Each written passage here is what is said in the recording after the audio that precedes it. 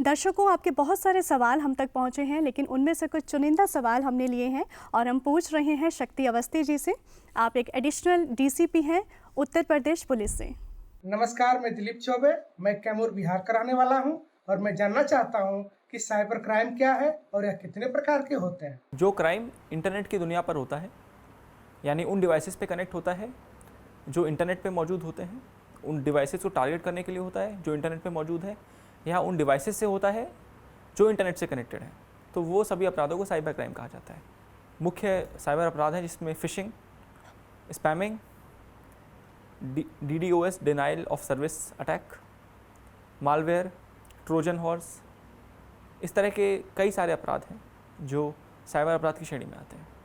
Sir, जैसा कि आजकल समाज में क्राइम रेट बहुत तेज़ी से बढ़ रहा है, ऐसे में साइबर क्राइम की अगर हम बात करें तो साइबर क्राइम और अन्य क्राइम में क्या डिफरेंस है? साइबर अपराध की सबसे ज़रूरी बात ये होती है कि साइबर अपराध में कहीं ना कहीं उस व्यक्ति का इन्वॉल्वमेंट भी होता है किसी तरीके से उस घटना को अंजाम देने में। कई बार हम ऐसी परमिशंस को अलाउ करते हैं जो हमें अलाउ नहीं होनी चाहिए। कभी कभी ऐसे लिंक पर क्लिक करते हैं जो हमें लिंक नहीं करना चाहिए। कई बार हम लोग किसी बहकावे में आ जाते हैं कि हम खुद ही लोगों को OTP दे देते हैं। कहीं ना कहीं इसमें एक नेग्लिजेंस भी होती है लोगों की, जिसकी वजह से अपराध होता है। तो ये बाकी अपराधों की तरह इसीलिए अलग है कि बाकी अपराधों में प्रिवेंशन एक हद तक ही हो सकता है, पूरी तरह नहीं हो सकता। लेकिन साइबर अपराध एक ऐसा अपराध है जिसमें अगर हम प्रिवेंशन रखें तो पूरी तरीके से साइबर अपराध को रोका जा सकता है और पूरी तरीके से प्रिवेंशन इसका पॉसिबल है। आज के समय में किस तरह के साइबर क्राइम की रिपोर्टिंग हमें ज़्यादा देखने को मिलती है? यहाँ पर सभी तरह के साइबर अपराध रिपोर्ट होते हैं। जो मुख्यतः साइबर अपराध रिपोर्ट होते हैं वो शॉपिंग के नाम पर जो फ्रॉड हैं वो उन पे होते हैं। कई बार फर्जी कस्टमर के नंबर इंटरनेट पे मौजूद होते हैं, तो जब लोगों को वो मिल जाते हैं उसके बाद उनका स्क्रीन का एक्सेस लेकर पैसे निकाल लिए जाते हैं। ये एक बहुत ही कॉमन तरह का साइबर अपराध है। एक बहुत ही कॉमन अपराध जो यहाँ पे घटित होता है वह आइडेंटिटी फ्रॉड का भी है, जिसमें कॉल आता है और लोगों की आइडेंटिटी मांगी जाती है और बताया जाता है कि आपको ये पैसे मिलेंगे या ये रिवॉर्ड मिलेंगे, इसके लिए अपनी आइडेंटिटी दीजिए। तो इस तरह के भी बड़े सारे फ्रॉड होते हैं। मुख्यतः इस तरह के अपराध ज़्यादा हैं। साइबर अपराध हमेशा थोड़े सीजनल होते हैं, यानी वो चीज़ ज़्यादा होती है साइबर अपराधों में जो उस समय करंट लाइव चल रहा होता है। जैसे IPL चलता है तो IPL में बेटिंग के नाम पर फ्रॉड होता है। जब 5G सिम नया नया आया तो 5G अपग्रेड के नाम पर फ्रॉड हुआ। जब कोविड फैलता है तो कोविड वैक्सीनेशन के नाम पर, कोविड सर्टिफिकेट के नाम पर, RT-PCR टेस्ट के नाम पर फ्रॉड आते हैं। तो साइबर अपराध हमेशा इस तरह के आते हैं जो भी चीज़ें करंट होती हैं और उस समय ज़्यादा ट्रेंडिंग होती हैं। जैसे जब KBC एक मशहूर शो है, जब वो आता है तो उसके नाम पे फ्रॉड होते हैं। तो हमेशा अपराध उन्हीं चीज़ों के लिए ज़्यादा होते हैं जो लाइव होती हैं, जो करंट में होती हैं। आपके हिसाब से दिन प्रतिदिन साइबर क्राइम क्यों बढ़ते जा रहे हैं? क्या इसके पीछे मुख्य कारण देखने को मिलता है? सबसे अहम बात साइबर अपराध बढ़ने की ये होती है कि एक तो इंटरनेट पेनिट्रेशन बढ़ता जा रहा है। ज़्यादा से ज़्यादा लोग इंटरनेट इस्तेमाल कर रहे हैं तो ज़्यादा लोग विक्टिम भी बन रहे हैं। दूसरी चीज़, आजकल सभी एज के लोग, सभी उम्र के लोग आजकल इंटरनेट इस्तेमाल कर रहे हैं। तो जो 40-45 प्लस वाले जो भी लोग हैं उनको जानकारी तो है लेकिन पूरी तरह जानकारी नहीं है। तो कई बार जानकारी की कमी होने की वजह से भी वो ऐसी लिंक पे क्लिक कर देते हैं या ऐसी परमिशन अलाउ कर देते हैं या बहकावे में आ जाते हैं, जिस वजह से फ्रॉड होते हैं। तो इंटरनेट पेनिट्रेशन बढ़ने की वजह से और जानकारी का अभाव होने की वजह से साइबर फ्रॉड बढ़ रहे हैं। नमस्कार, मेरा नाम अंशुक शर्मा है। मैं हिमाचल का रहने वाला हूँ। मैं यह जानना चाहता हूँ कि अगर कोई किसी का वीडियो उसकी मर्ज़ी के बगैर वायरल करता है तो क्या यह साइबर क्राइम का पार्ट है? बिल्कुल। अगर हमको कोई हमारे बिना कंसेंट के कोई ऐसी चीज़ हमें रिकॉर्ड हमें कर रहा है जो जिसकी हमने उनको परमिशन नहीं दी है और वो अगर कोई प्राइवेट स्पेस की चीज़ है तब तो ज़रूर, तो उसमें अलग अलग तरह के अपराध बनते हैं। जैसे जिसमें मुख्यतः स्टॉकिंग एक अपराध होता है जो IT एक्ट में भी अपराध है, IPC में भी अपराध है, और उसको सोशल मीडिया पर वायरल करना भी अपने में अपराध है एक। तो ये बिल्कुल IT एक्ट में और IPC दोनों में ये अपराध है। पुलिस के लिए सबसे चुनौतीपूर्ण साइबर क्राइम कौन सा है और इसके पीछे क्या मुख्य कारण देखने को मिलता है? सभी अपराध करीब करीब हमारे लिए चुनौतीपूर्ण होते हैं साइबर के, क्योंकि साइबर अपराधों की समस्या यही होती है कि वो कोई भी इंसान दुनिया में कहीं भी बैठ के अपराध कहीं भी कर सकता है। तो एक साइबर अपराधों की एक समस्या भी ये होती है कि डिस्टेंस, जो टिरेनी ऑफ डिस्टेंस होता है कि कोई भी कितना भी दूर व्यक्ति बैठा हो सकता है, तो इसलिए बाकी अपराधों से अलग भी होता है और इसीलिए ये सब अपराध पुलिस के लिए चैलेंजिंग भी होते हैं। लेकिन कई बार समय ज़रूर लगता है लेकिन अपराध क्रैक भी किए जाते हैं। नमस्कार, मैं शिवम कुमार। मैं बिहार राज्य के कैमूर जिला भभुआ के रहने वाला हूं। मैं जानना चाहता हूं कि साइबर क्राइम से सुरक्षित रहने के लिए क्या उपाय है जो आम आदमी अपना सकता है? तो कुछ कुछ बेसिक चीज़ों का लोगों को साइबर अपराध से बचने के लिए ध्यान रखना चाहिए। जैसे अपने हर इलेक्ट्रॉनिक डिवाइस में जो इंटरनेट से कनेक्टेड है उन सब में एंटी मालवेयर सॉफ्टवेयर जो एंटीवायरस का काम करते हैं, साथ ही साथ उनको रेगुलर अपडेट करते रहें। आपके यहाँ जो भी रेगुलर अपडेट आपके फ़ोन में आते हों, कंप्यूटर में आते हों, वो भी करते रहें। उसके अलावा डिफेंडिंग के लिए जो भी सॉफ्टवेयर है उनको डालें। कभी भी किसी भी लिंक, अनजान लिंक को क्लिक करने के पहले कई बार सोचें और बिना जाने पहचाने क्लिक ना करें। कोई भी चीज़ बिना पढ़े उसको एक्सेप्ट ना करें। यस यस पे लोग क्लिक करते रहते हैं, उसको नहीं किया जाए। कभी भी लुभावने ऑफ़र के पीछे ना जाएं। इंटरनेट पे बहुत सारे लुभावने ऑफ़र होते हैं, इसमें फ्री में home delivery, heavy discount, high returns, इस तरह के बहुत सारे अपराध हैं, या फ्री में कोई ट्रिप, इस तरह की चीज़ें जो आपको भय दिखाती हों और आपको लुभावने ऑफ़र लोभ भी दिखाती हों। तो भय और लोभ दोनों से बचें। और ख़ास करके इंटरनेट की दुनिया पर एक चीज़ को हमेशा याद रखें कि दुनिया में फ्री कुछ भी नहीं है, तो इंटरनेट पे भी फ्री कुछ नहीं होता।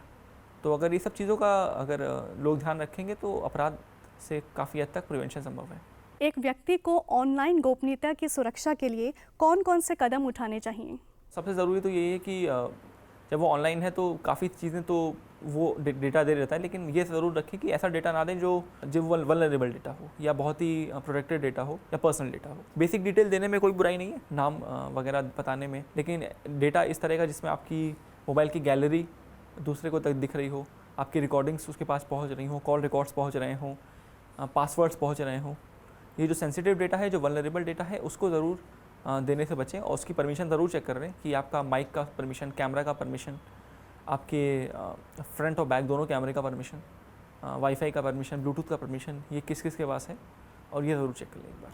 नमस्कार, मैं शुभम सिंह हज़ारीबाग झारखंड का रहने वाला हूं और मैं ये जानना चाहता हूं कि आजकल 5G में सिम कन्वर्ट करने के लिए हमें फ़ोन आता है, तो ऐसे में साइबर फ्रॉड होने के क्या चांसेस होती है? तो ये बहुत ही कॉमन फ्रॉड है। पहले ई सिम चलते थे तो ई सिम को कन्वर्ट करने के नाम पे फ्रॉड आते थे। अब आजकल नया 5G है, तो जैसे मैंने आपको बताया कि कभी भी अपराध ऐसे ही होंगे जो लाइव हों, जो करंट इश्यूज़ पे हों, क्योंकि 5G एक नई टेक्नोलॉजी है और बहुत लोग इच्छुक हैं 5G में कन्वर्ट कराने को। तो वो केवल ये लुभावना इसलिए देते हैं ताकि आप क्लिक कर लें, सोचें कि अच्छी बात है हमको अगर 5G मिल जाएगा। तो वो केवल तरीके होते हैं ताकि आप इन सब लुभावने ऑफ़र पे क्लिक करें और आपकी अटेंशन ग्रैबिंग हो सके। तो बस ये उद्देश्य रहता है। ये एक बहुत ही कॉमन फ्रॉड है जिससे आपको बचने की ज़रूरत है। साइबर क्राइम से बचने के लिए व्यक्तिगत तौर पर हमें क्या करना चाहिए? क्या सुझाव आप देना चाहेंगे? अवेयरनेस खुद तक सीमित ना रखें, दूसरों को भी सूचना दें, क्योंकि हम तब तक सुरक्षित नहीं जब तक हमारे पड़ोसी हमारे से ज़्यादा सुरक्षित ना हो। तो उनकी सुरक्षा भी हमारी सुरक्षा है और सभी की सुरक्षा एक दूसरे से जुड़ी हुई होती है। तो इसीलिए ज़रूरी है कि हमारे पास जो भी अवेयरनेस हो, जो भी नई चीज़ें पता लगें, उसको शेयर करें। और जितना जल्दी ये चीज़ें प्रसारित होती हैं उतना जल्दी इन सब से बचाव संभव है। साइबर क्राइम का पता करने के लिए और दोषियों को पकड़ने के लिए पुलिस को कितनी तकनीकी कौशलता की आवश्यकता होती है? बहुत आवश्यकता पड़ती है, क्योंकि इन सब चीज़ों में हमको एक चेन बनानी पड़ती है। कहाँ से अपराध हुआ, उन्होंने क्या डेटा यूज़ किया, फिर हम लोग बहुत सारी एजेंसी हैं जिनके पास इस मामले में डेटा रहता है। हम उन सभी एजेंसी डेटा लेते भी हैं, अपनी टीमों को भेजते हैं। कई बार हज़ार किलोमीटर हमारी टीम ट्रैवल करती है, उसके बाद उनको क्रिमिनल मिलते हैं। तो मुश्किल होता है, लेकिन फिर भी पुलिस लगातार इस काम में लगी रहती है। आम नागरिकों में साइबर सिक्योरिटी के लिए पुलिस अपने स्तर पर क्या कर रही है? नहीं, काफ़ी हद तक प्रिपेयर्ड है, लेकिन हमेशा ही एक स्कोप रहता है और इम्प्रूवमेंट का। तो हम लोग रेगुलर ट्रेनिंग करते रहते हैं। हमारी जितनी भी बड़ी बड़ी कंपनियां हैं जो इंटरनेट की दुनिया में लीड करती हैं, वो सारी कंपनियों का टाई अप रहता है हमारी सरकार के साथ, और रेगुलर अवेयरनेस प्रोग्राम चलाती हैं, ट्रेनिंग प्रोग्राम चलाती हैं, ताकि जो हमारे साइबर पुलिसमैन हैं वो भी एक्टिव रहें और उनको भी नई अपडेट्स मिलती रहें। साइबर क्राइम के तहत क्या कुछ नए हथकंडे अपनाए जा रहे हैं और पुलिस इसे किस प्रकार देखती है? हमेशा ही जो साइबर अपराधी होते हैं वो नई चीज़ें अपनाते रहते हैं। आजकल जो कॉमन अपराध हैं वो एक अपराध चलता है जिसमें वो खुद को कस्टमर केयर वाले बताते हैं, एक चल रहा है इसमें वो कस्टम ऑफिशियल बताते हैं। आजकल एक कॉमन अपराध चल रहा है, जब शेयर मार्केट बढ़ता है तो हाई रिटर्न्स के नाम पर फ्रॉड करते हैं कि हम आपको इतना % रिटर्न देंगे इन बॉन्ड्स के थ्रू। आजकल इस तरह के अपराध ज़्यादा चल रहे हैं। हमेशा फ्रॉड ऐसे ही चलते हैं जो आपको ज़्यादा लुभावने लगे। अब क्योंकि आजकल अच्छा रिटर्न मिलता है मार्केट में, तो क्रिप्टो के फ्रॉड बहुत सारे चल रहे हैं। क्रिप्टो करेंसी के नाम पे फ्रॉड चल रहे हैं, क्रिप्टो वॉलेट के नाम पे फ्रॉड चल रहे हैं।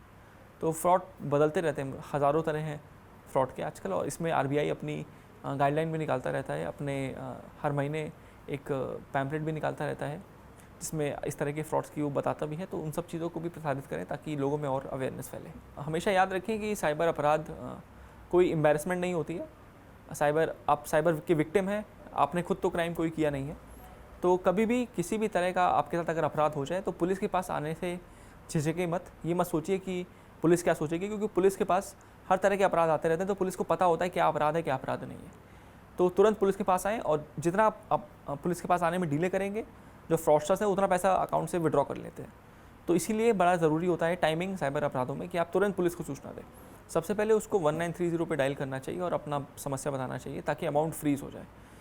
आमतौर पर जानकारी जो मांगी जाती है उसमें ट्रांजैक्शन नंबर मांगा जाता है, आपके किस अकाउंट से पेमेंट हुआ, किसने कॉल किया, कहाँ पेमेंट गया, UTR नंबर क्या था, बेसिक जानकारी मांगी जाती है ताकि एग्जैक्टली पता लग सके और बिना किसी रुकावट के जो जिस अकाउंट में पैसा गया वो अकाउंट फ्रीज हो सके। और उसके बाद जैसे ही ये काम करा दें तुरंत पुलिस स्टेशन पे आना चाहिए। और पुलिस में हर यूपी पुलिस के हर थाने में एक हेल्प डेस्क बनी है, साइबर हेल्प डेस्क, और हमारे साइबर कर्मी जो होते हैं वो तुरंत ही सूचना दे देते हैं संबंधित बैंक को जहाँ से पैसे कटे हैं, ताकि पैसा तुरंत फ्रीज़ हो जाए। और एक बार पैसा फ्रीज़ हो जाता है उसके बाद हम लोग उसमें FIR लिख के पैसे को वापस करने का प्रयास करते हैं। अपने आप को सुरक्षित रख सकते हैं। ऑनलाइन वर्ल्ड में साइबर सिक्योरिटी, साइबर क्राइम से अपने आप को जागरूक बना सकते हैं। जानकारी साझा कर रहे थे उत्तर प्रदेश पुलिस से शक्ति अवस्थी जी। सर आपका थैंक यू, और उम्मीद करते हैं दर्शकों की जानकारी आपके लिए बहुत महत्वपूर्ण रही होगी।